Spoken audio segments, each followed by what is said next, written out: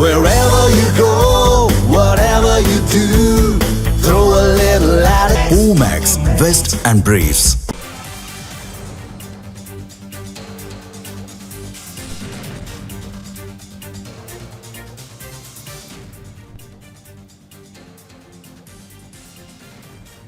அண்மை செய்தியாக பார்த்து கொண்டிருக்கிறோம். நாகையில் தாவிக தலைவர் விஜய் பிரச்சாரத்தின் போது முதலமைச்சர் ஸ்டாலினுக்கு சவால் விடுத்திருக்கின்றார். மேலும் பல்வேறு விஷயங்களையும் அவர் குறிப்பிட்டு குற்றச்சாட்டையும் முன்வைத்திருக்கின்றார்.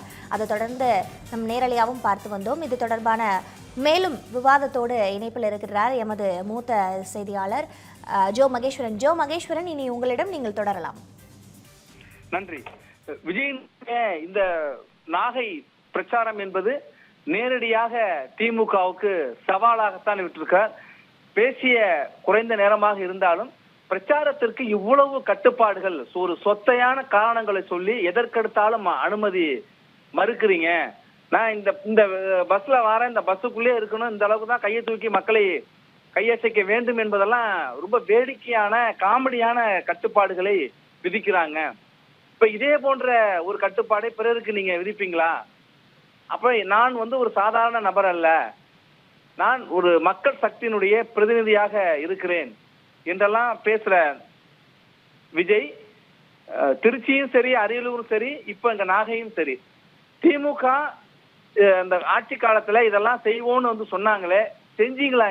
நீங்க சொன்னீங்களே, இப்ப செஞ்சீங்களான்னு அந்த பகுதி சார்ந்து திருச்சியில பார்த்தீங்கன்னா திருச்சி பகுதியில என்னென்ன நீண்ட கால தேவை இருக்கு அப்படிங்கிறத குறிப்பிட்டு பேசினார். அதே போல இப்ப நாகையை பொறுத்த வரைக்கும் மீனவர் பிரச்சனை, அங்கு மேம்பால கட்டுமான பணி, பேருந்து நிலையம், ரயில் நிலையத்தினுடைய விரிவாக்கத்திற்கான சாலை வசதி உள்ளிட்டவை குறித்த உள்கட்டமைப்பு வசதிகள் குறித்த அந்த பகுதி சார்ந்த பிரச்சனைகளை குறிப்பிட்டு இதெல்லாம் நீங்க செய்யறேன்னு சொன்னீங்களே, செஞ்சீங்களா அப்படிங்கிற ஒரு கேள்வியை எழுப்பியிருக்கிறாரு. மீண்டும் உங்களை வாக்கு கேட்டு சந்திக்க வருவாங்க 2026. இந்த 2026 தேர்தல் என்பது தமிழக வெற்றி கழகத்திற்கும் திமுகவும் இடையில் தான் நேரடி போட்டியாக இருக்கு. முதலமைச்சர் மு.க. ஸ்டாலினா இந்த விஜயா என்பதை தேர்தல்ல மோதி பார்த்துடலாம்.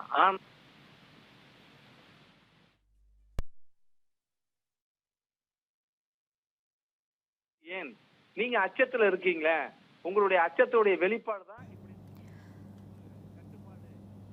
ஜோ மகேஸ்வரன், தற்பொழுது விவாதிப்பதற்காக பத்திரிகையாளர் திரு கே ஆதித்யன் அவர்கள் இணைப்பில் இருக்கிறார்கள். நீங்கள் அவரிடம் தொடரலாம். நன்றி சார். இப்போ விஜயனுடைய இந்த பிரச்சாரத்துல நேரடியா திமுகவை இதற்கு முன்பும் குற்றச்சாட்டால் இந்த முறை மிக கடுமையாக இருக்கு. நேரடியாக முதலமைச்சரை குறிப்பிட்டு சவால் விட்டிருக்காரு.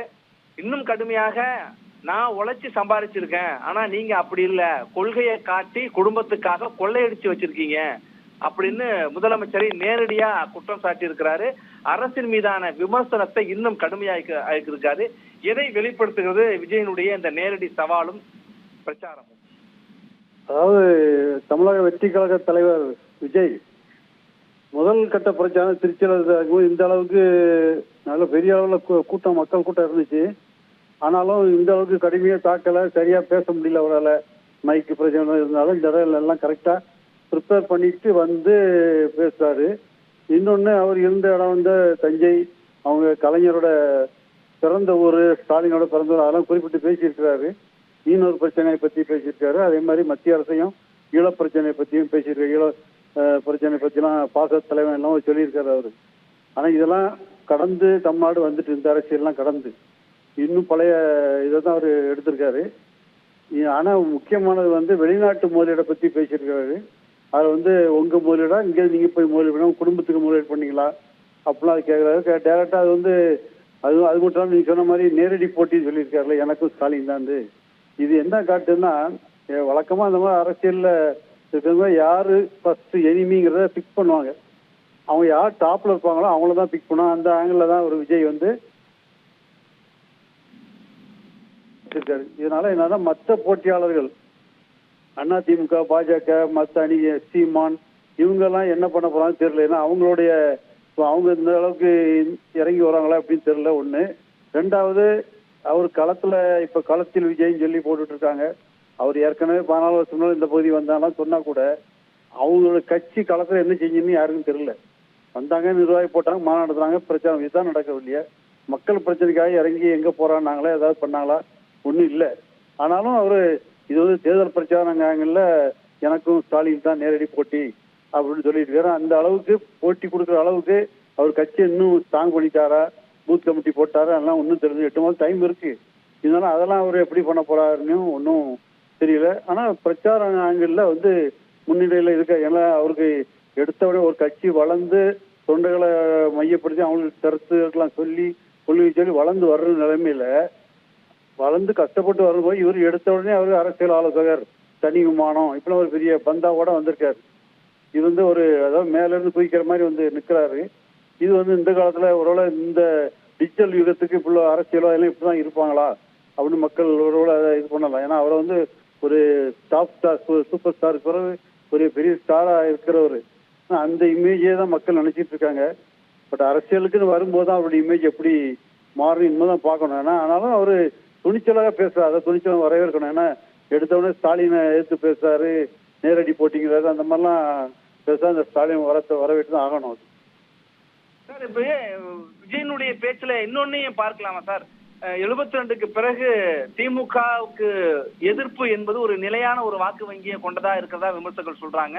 எம்ஜிஆரும் அதைத்தான் கருணாநிதி எதிர்ப்பு கூட அவர்கள் பேசுகின்ற பொழுதும் தீய சக்தி திமுக என்று தொடர்ந்து குறிப்பிட்டார். இப்பயும் அதிமுக குறிப்பிட்டு பார்க்க முடிகிறது. திருச்சியில எம்ஜிஆர் சிலைக்கு பக்கத்துல பிரச்சாரத்தை செய்தார்.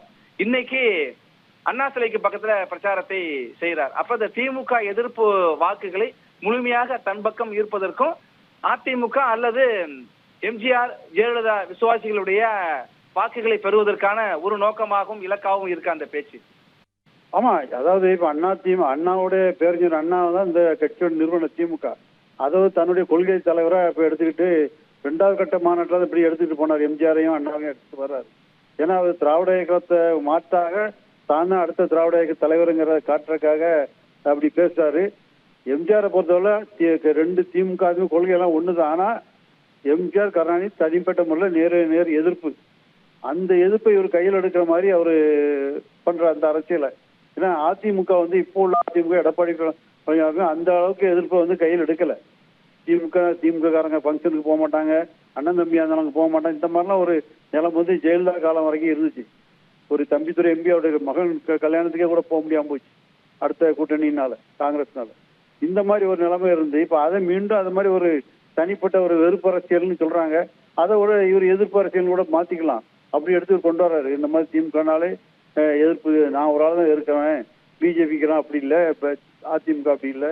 நமக்கு அண்ணன் என்ன அர்த்தம்? ஆட்டோமேட்டிக்கா அவங்கள உள்ள போற வாக்குகளை எதிர்ப்பு வாக்குகளை நம்ம கிட்ட இவர்கிட்ட கொண்டு வர்றது. ஏன்னா தமிழ்நாட்டில் ஒரு 10-12% வாக்கு வந்து ஒவ்வொரு தேர்தல் மாறும், நிலை இல்லாம இருக்கு. அந்த ஆட்களை பார்த்து மாறலாம்.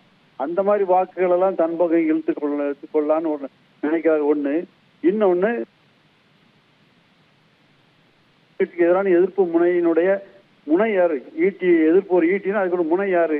அது விஜய் நானா தான் இருக்காங்க பிளான் பண்ணி இதை பண்றாரு. அதனால மற்றவங்களுடைய இது அதிமுக பாஜக இவங்களுடைய இதுதான் சீமான், குறிப்பா சீமான், திருமாவளவன் திமுக கூட்டத்தில் இருக்காரு. இருந்தா கூட அந்த ஆதரவாளருக்கு ஒரு சிலருடைய வாக்களை வந்து அவர் வந்து பிரிக்கிறதுக்கு வாய்ப்பு இருக்கு. நன்றி சார். நம்மோடு பத்திரிகையாளர் விஸ்வா இணைந்திருக்கிறார். விஸ்வா, இப்போ நேரடியாக திமுக மீதும் முதலமைச்சர் மு.க. ஸ்டாலின் மீதும் குற்றச்சாட்டை வைத்திருக்கிறார், சவால் விடுத்திருக்கிறார் விஜய். ஆனா இந்த சவால் என்பது நேரடி போட்டி தவேகாவுக்கும் திமுகவுக்கும் தான் சொல்றாரு. இந்த கூடுகிற கூட்டம் வந்து வாக்கா மாறாதுன்னு நாம் தமிழர் கட்சி சொல்றாங்க. நாம் தமிழர் கட்சி இன்னொரு என்ன சொல்றாங்கன்னா, திமுக எதிர்ப்பு வாக்கு நிலையா ஒண்ணு இருக்கு, அந்த வாக்கு இது வரைக்கும் நாம் தமிழர் கட்சிக்கு போயிட்டு இருந்துச்சு, அது முழுக்க விஜய் பக்கம் போகுதுங்கிற பதட்டத்துலதான் நாம் தமிழர் கட்சி விமர்சனம் பண்ணுதுன்னு சொல்றாங்க. 2 ஒண்ணு முதலமைச்சர் நோக்கிய நேரடி கேள்வி, நாம் தமிழர் கட்சி வைக்கிற விமர்சனம், இது 2 குறித்து உங்கள் பார்வை? முதல்ல முதலமைச்சரை நோக்கி அவர் கேள்வி எழுப்பினது எதுக்குன்னு வந்து பாத்தீங்கன்னா, இவருக்கு வந்து சில தடைகள் விதிக்கப்படுது, விதிமுறைகள் விதிக்கப்படுது அப்படிங்கிற அடிப்படையில தான் அவர் வந்து ஒரு சவால் விடுறார்.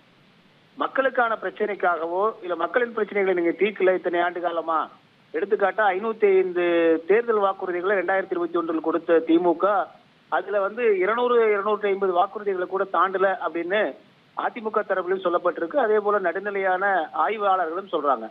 எப்படி பார்த்தாலும் ஒரு 300 கூட தொடவில்லை என்றுதான் சொல்றாங்க. அதுல பல அறிக்கைகள் வந்து பல வாக்குறுதிகள் நிறைவேற்றக்கூடியவையாக இருந்தாலும் நிறைவேற்றாம விட்டுருக்காங்க அப்படிங்கிறது இருக்கு.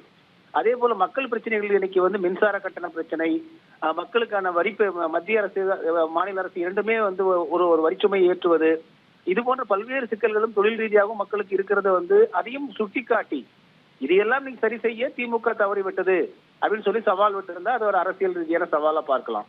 இவர் தன்னுடைய கூட்டத்துக்கு வந்து தடைகள் போடுறாங்க, விதிமுறைகள் விதிக்கிறாங்க, அப்படி பேசாது இப்படி பேசாதுன்னு சொல்றாங்க.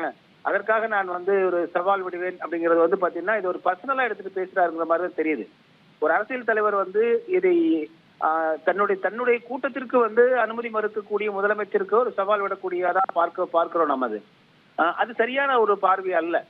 என்ன காரணம்னா நீங்க மக்கள் பிரச்சனைக்காக நீங்க சவால் விடலாம்.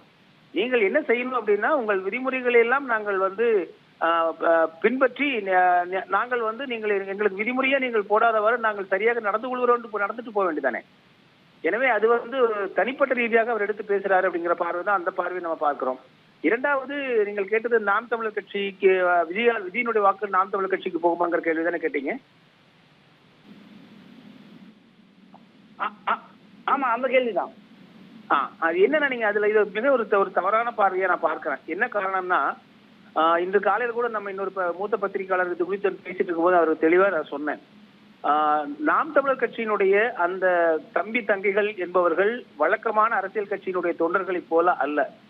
அவர்கள் அதிமுக திமுகவிலிருந்து வெளியே வந்த தொண்டர்களும் அல்ல. அங்க இருக்கக்கூடியவர்கள் பெரும்பான்மையானவர்கள் கடந்த பல ஆண்டு காலமாகவே வாக்குகள் அளிக்காதவர்களாக இருந்தாங்க. தலித்து போய் ஏதோ ஒரு வகையில வாக்குகள் அளிக்காம இருந்தாங்க. அதற்கு பிறகு புதிய தலைமுறையில வந்தாங்க. அதற்கு பிறகு நீங்கள் வந்து மேதகு தலைவர் அவர்களை பின்பற்றக்கூடியவங்களா இருந்தாங்க. இப்படிப்பட்ட ஒரு தனித்துவமான ஒரு தொண்டர் படை, ஒரு தம்பி தங்கைகள் படை தான் அது மிக ஆழமாக அவர்கள் வந்து அரசியல் ரீதியாக கருத்தூன்றி இருக்காங்க. ஆனால் விஜய் வந்து அவர் இன்னும் வந்து அவரே இன்னும் அரசியல் பக்குவப்படாத நிலையில இருக்காரு. அவருடைய தொண்டர்கள் இன்னும் அரசியல் மயப்படுத்தப்படாத நிலையில இருக்காங்க. அது ஒரு கூட்டமாக இருக்கிறது, அவ்வளவுதான். ஒரு ரா மெட்டீரியலா இருக்காங்க அவங்க. அது இன்னும் பண்படுத்த வேண்டியது ஒரு மூலப்பொருளா தான் இருக்காங்களே தவிர இன்னும் முழுமையான பொருளா இல்ல. எனவே அவரால் இந்த நாம் தமிழருக்கு வந்து பாதிப்பு ஏற்படும் என்று சொல்வதற்கு அது ஒரு பிழையான தவறான பார்வையா பார்க்கலாம். ஆனா என்னன்னா எதிர்காலத்தில் வந்து விஜய் என்கிற சினிமா கவர்ச்சியை பார்த்து இளைஞர்கள் மீண்டும் சினிமா நடிகர்களை பின்னாடி ஓடிவிடக்கூடாது.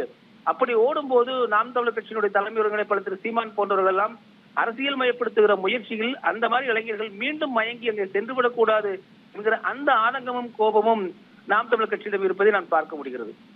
நன்றி சார். இணைப்பில் வந்து உங்களுடைய கருத்துக்களை பகிர்ந்து கொண்டமைக்கு நம்மோடு மூத்த பத்திரிகையாளர் நான் செந்தில்வேல் இணைந்திருக்கிறார். சார், நீங்க விஜயனுடைய நாகை பேச்சு கேட்டு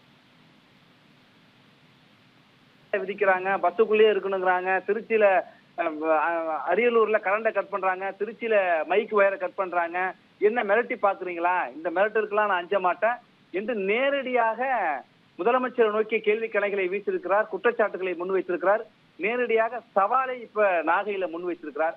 அப்ப திமுக எதிர்ப்பை இன்னும் தீவிரப்படுத்த காரணம் என்ன? விஜயை பொறுத்த வரைக்கும் இன்னைக்கு அவருடைய பேச்சு மகேஷ் ஒரு சினிமா வசனம் மாதிரி இருந்தது ஒழிய ஒரு அரசியல் பிரமுகரா அவர் பேசல. இன்னைக்கு அவர் பேசுற விஷயங்கள்லாம் பாத்தீங்கன்னா நான் வர்றேன் கரண்ட் கட் பண்றாங்கிறாரு. அவர் இன்னொரு விஷயம் என்ன சொல்றாரு, RSS தலைவர்களோ பிரதமரோ வந்தா இது மாதிரிலாம் நீங்க கட்டுப்பாடு விதிப்பீங்களான்னு கேட்கிறாங்க. அவங்க யாரும் போய் பஸ் ஸ்டாண்ட்ல நாங்க வந்து பொதுக்கூட்டம் நடத்துவோம் நான் கேட்க மாட்டாங்க யாரும். என்ன ரெண்டு விஷயத்த நீங்க அவர் பேசுற சில விஷயங்கள்லாம் பாத்தீங்கன்னா ஏன்னா மைக் ஆஃப் பண்ணாங்க, ஒயரை கட் பண்ணாங்கன்னு திமுக மேல சொல்றது வந்து ஒரு நல்ல விஷயமா இருக்குதா? அவரு நடந்துகிட்டு அன்னைக்கு திருச்சியில நடந்த சம்பவம் அவருக்கே தெரியும். எதுக்காக எனக்கு மைக்கு கட் ஆனதுங்கிறது அவருக்கே தெரியும்னு வச்சுக்கோங்க. சரி, அப்படின்னு பார்த்தா அடுத்த ஒரு 2 மணி நேரம் கழிச்சு அரியலூர்ல எப்படி மைக்கு வேலை பார்த்துக்காங்களா? அதே மாதிரி நான் வந்தேன்னா கரண்ட்டை கட் பண்றாங்கிறாரு. நீங்க இந்த பசங்க எல்லாம் பாத்தீங்கன்னா மாடி நிக்கிறாங்க, உட்காந்துக்கிறாங்க, மரத்து மேல ஏறுறாங்க, கட் அவுட் மேல ஏறி உட்காந்துக்கிறாங்க. இந்த விஷயங்களுக்காக தான் நீங்க கரண்ட் கட் பண்ண. இதெல்லாம் வந்து ரொம்ப ஒரு சிறுபுலத்தனமா இருக்குது. அவர் போற போக பார்த்தா நீங்க சீமானோட ஈக்குவல் பண்ணி அவர் பேச ஆரம்பிக்கிற மாதிரி தெரியுது எனக்கு. அவர்தான் ஆரம்ப காலத்துல பேசுறாரு. திரு செந்தில்வேல், 2026 தேர்தல் களம் என்பது தாவேக்காவுக்கும் திமுகவுக்கும் தான் இருக்கும் அப்படின்னு சொல்றதும், முதலமைச்சர் ஸ்டாலினா இந்த விஜயான்னு மோதி பாத்திரலாம் அப்படின்னு நேரடியா சவால் விடுறதும் இப்ப கள சூழல் என்ன அப்படி இருக்கா? ஏன் இப்படி மீண்டும் மீண்டும் அதை உறுதியா அதை பேசுறாரு? இல்ல அதுதான் நான் சொல்றேன். அவர் அப்படி ஒரு கிரியேட் பண்ணி பாக்குறாரு. அவர் ஒரு லெவல்ல களம் வந்து எனக்கு வந்துதான் இன்னைக்கு பெரிய என்னோட களம் தான் பெருசு, நானும் திமுக தான் போட்டி போடுறோங்கிற மாதிரி இவரா தான் சொல்லிட்டு இருக்காரு. சொல்ல வேண்டியவங்க வேற மாதிரி மக்கள்ல சொல்லணும். நீங்க மத்தவங்கள இவர் தான் இதுவரை ஒரு 10 முறை இந்த மாதிரி சொல்லிட்டாரு, திமுகவுக்கும் தாவேக்காவுக்கும் தான் போட்டிங்கிறது. கள நிலவரம் அப்படி கிடையாது. இது ஃபர்ஸ்ட் தேர்தல் அப்படிங்கறத ஒரு புரிஞ்சுக்கலாம். அவர் இன்னும் இருக்கிற கூட்டத்தை பார்த்துட்டு அவர் பேசிட்டே இருந்தா தேர்தலுங்கிறது வேற, என்ன வாக்கு போட்டது அதுக்கப்புறம் நீங்க என்னது பிறகுதான் வந்து யாருக்கு எவ்வளவு ஓட்டு எவ்வளவு பெர்சன்டேஜ்னே தெரியும். வர்ற கூட்டத்தை பார்த்துட்டு எனக்கும் திமுகவுக்கும் தான் போட்டின்னு அவர் சொல்றதை வந்து யாரால ஏற்றுக்க முடியும்? முதல் தேர்தல் இதை வந்து எப்படி விஜய் இப்படி வேணும் அவரா ஒரு கிரியேட் பண்றாரு. பட் அது பெரிய லெவல்ல அந்த மாதிரிலாம் போய் நிக்காது அப்படிங்கறதா என்னுடைய பார்வை. நன்றி நன்றி சார், உங்களுடைய கருத்துக்களை பகிர்ந்து கொண்டமைக்கு. Wherever you go, whatever you do, throw a little at it. Omax, Vest and Briefs.